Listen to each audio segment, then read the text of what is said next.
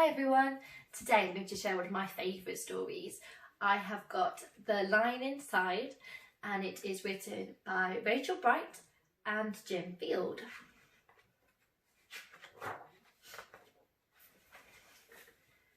In a dusty dry place where the sand sparkled gold stood a mighty flat rock, all craggy and old. And under that rock, in a tiny little house, lived the littlest, quietest, meekest brown mouse.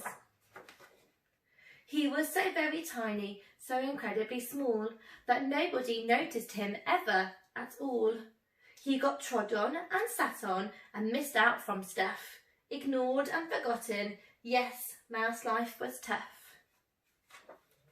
Meanwhile, far above, on top of the rock, times were quite different. It was lion o'clock. This huge, toothsome creature made sure everyone saw how important he was by how loud he could roar. Can you do your loudest tiger roar?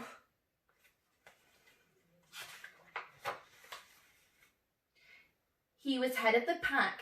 He was shouty and tough. He loved showing the crowd he was made of strong stuff. Yes, all were impressed by this mighty king cat. If only, thought Mouse, I could be more like that. Then late one dark night, in his Minnie Mouse bed, the cleverest thought popped into his head. He jumped from the covers and held up a paw. I've got it, he said. What I need is a roar. I mean, what if this mouse, with the weeniest squeak, was a little more grrr and a little less meek? Well, he'd still be the smallest of fuzzy brown mice, but he'd make friends and join in, and life would be nice. Yes, thought the mouse, I must find out how. I will learn how to roar. I will learn it now. But, oh my gosh, there was only one beast who could teach him the thing, but might make him a feast. It was time to be strong, to take a chance. After all, forever was such a long time to feel small. So he made himself brave. He thought like a winner. He set off for the top, hoping not to be dinner. It felt like the scariest thing he could do, but if you want things to change, you first have to change you. The further he climbed, the closer he got to the slumbering lion reclining on top. Then, at last, he stood on his tippiest toes. He found himself suddenly nose to nose. Ahem, pardon me, wake up, Mr. Lion, you've got company. Squeak, Mr. Lion, what I've come for is you. Is Squeak, do you think you could teach me to roar? A silence befell that twinkling plain.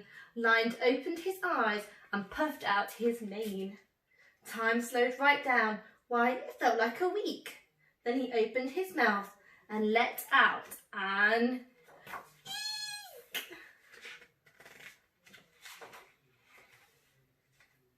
The lion was shaking, his paws all a fumble. He was backing away with a scrambling tumble. Don't hurt me, he whimpered. Oh no, try to be nice. Well, oh my goodness, this lion was afraid of mice.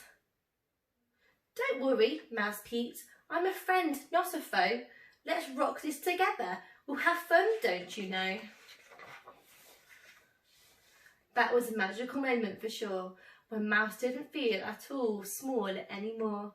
He had found his true voice and learned how to speak out, and for that you don't need to roar or to shout. And from that day and always the two were a pair. They both liked that rock better, now that rock was to share.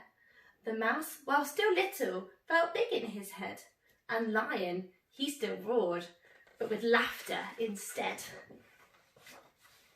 Yes, that day they both learned that no matter your size, we all have a mouse and a lion inside.